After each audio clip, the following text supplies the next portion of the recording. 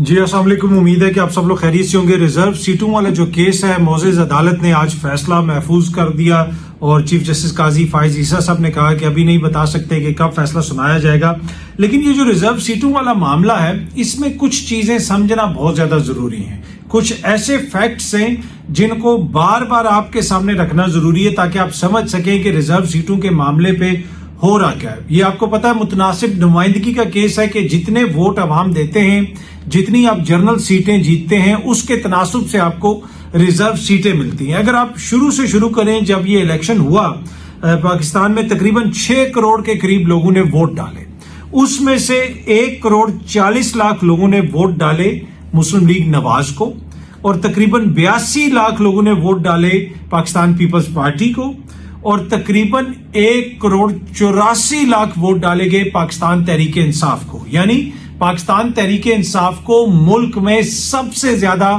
پاکستانیوں نے ووٹ ڈالے، ووٹرز نے ووٹ ڈالے۔ یہ ان کے آزاد جو امیدوار کھڑے ہوئے تھے، کیونکہ بلے کا نشان لے لیا گیا تھا، لیکن اس کے باوجود ملک میں سب سے زیادہ ووٹ پاکستان تحریک انصاف کو پڑا۔ اب جو پاکستان تحریک انصاف جس کو سب سے زیادہ 1 کروڑ 84 لاکھ کے قریب تقریباً ووٹ پڑے، کیا آپ کو پتا ہے ان کو ملک بھر میں کتنی مخصوص نشستیں دی گئیں؟ ٹھینگا، زیرو، ایک بھی مخصوص نشست ان کو نہیں دی گئی۔ نون لیگ جو دوسرے نمبر پہ تھی تقریباً 1 کروڑ 40 لاکھ کے ساتھ، اس کو 116 مخصوص نشستیں دی گئیں، یعنی سینٹر میں اور چاروں اسمبلی کے اندر ملا کے۔ پاکستان پیپلز پارٹی جس کو تقریباً 82 لاکھ ووٹ پڑا تھا، ان کو 63 سیٹس ریزرو یعنی مخصوص نشستیں، 63 مخصوص نشستیں ان کو دے دی گئیں، لیکن پاکستان تحریک انصاف کو ایک بھی سیٹ نہیں دی گئی۔ اگر آپ مختلف صوبوں کی صورتحال دیکھیں تو خیبر پختونخوا کے اندر سب سے انٹرسٹنگ صورتحال ہے۔ خیبر پختونخوا میں پاکستان تحریک انصاف نے 91 یعنی 91 سیٹیں جیتی، 91۔ ان کو کتنی ریزرو سیٹیں ملی؟ زیرو، ایک بھی ریزرو سیٹ نہیں دی گئی۔ پی ایم ایل این نے 5 سیٹیں جیتی، 2 آزاد امیدوار ان کے ساتھ مل گئے، تو ٹوٹل ان کی جو جنرل نشستیں ہیں وہ 7 ہو گئیں۔ 7 سیٹیں جنرل الیکشن وہ جیت کے آئے۔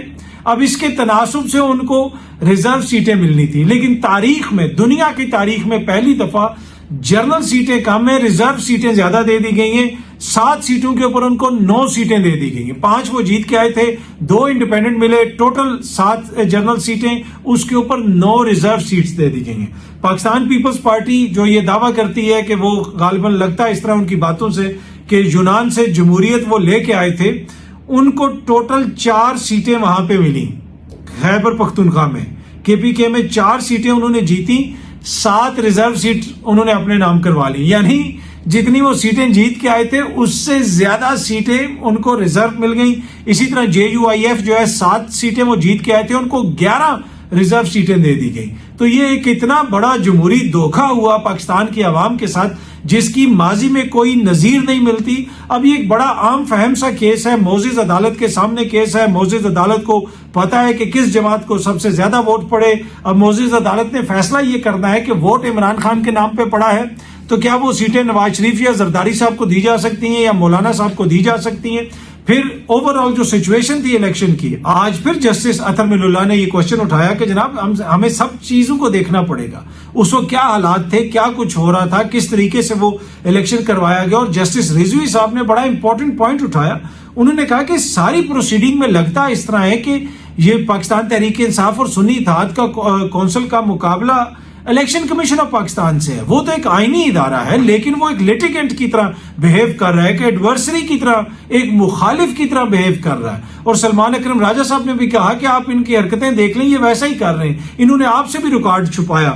لیکن یہ سمجھنا بہت زیادہ ضروری ہے کہ پاکستان کے اندر سب سے زیادہ ووٹ کس کو پڑے، سب سے زیادہ سیٹیں کس کو ملی، لیکن ان کو کوئی بھی مخصوص نشست نہیں دی جا رہی۔ ایک طرف عدالت کے اندر یہ آرگیومنٹ بھی دیا جا رہا ہے کہ جی بلے کا نشان لے لیا گیا، اس سے پارٹی تو ختم نہیں ہوئی، تو کیا مان وہ بھی رہے ہیں کہ ووٹ سارا عمران خان صاحب کے نام پہ پڑا، لیکن مخصوص نشستیں کوئی بھی ان کو نہیں دی گئیں۔ اب دیکھتے ہیں کہ جناب مخصوص نشستیں کس کو ملتی ہیں۔ معزز عدالت آئین اور قانون کو سامنے رکھتے ہوئے جو بھی مناسب ہوگا وہ فیصلہ کرے گی۔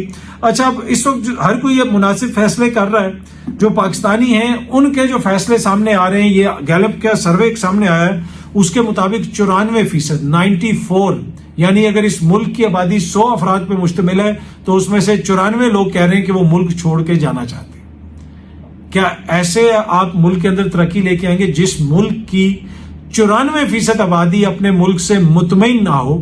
کیا وہاں پہ ترقی ہو سکتی ہے؟ کیا وہاں پہ بہتری ہو سکتی ہے؟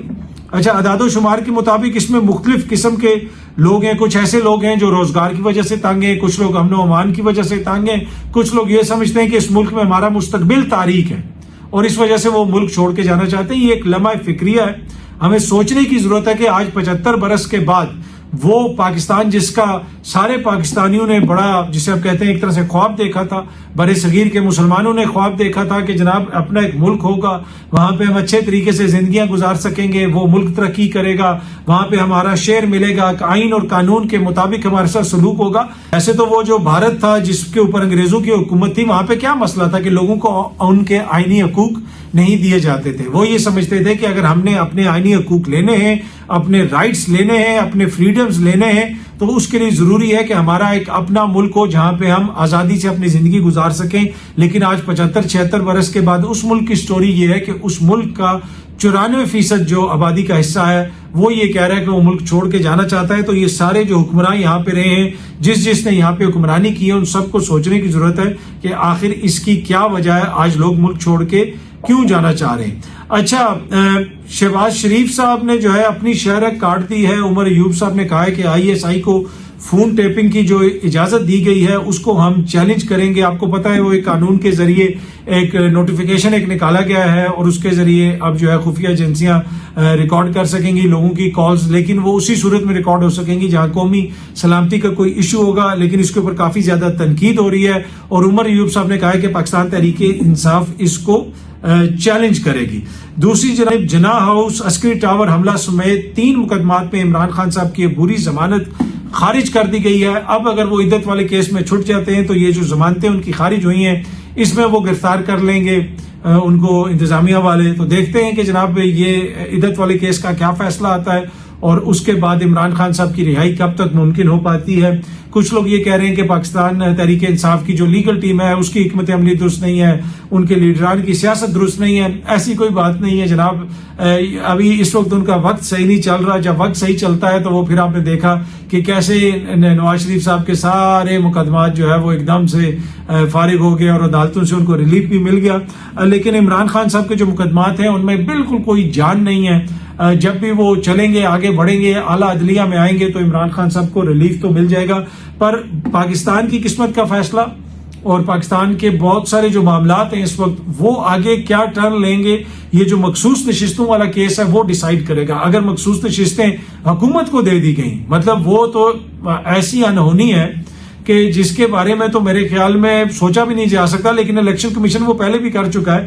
تو اگر معزز عدالت نے بھی سیٹیں ان کو دے دیں تو پھر 2/3 اکثریت آ جائے گی، آئینی ترمیم آئے گی، قاضی فائز عیسیٰ صاحب کی مدت ملازمت جو ہے اس میں توسیع ہو سکتی ہے۔ یہ باتیں کافی عرصہ سے میڈیا میں رپورٹ ہو رہی ہیں۔ پھر وہ اگلے 2-3 سال تک چیف جسٹس رہیں گے اور پھر کہا جا رہا ہے کہ جس طرح چیزیں چل رہی ہیں اسی طرح چلتی رہیں گی، کوئی تبدیلی نہیں آئے گی۔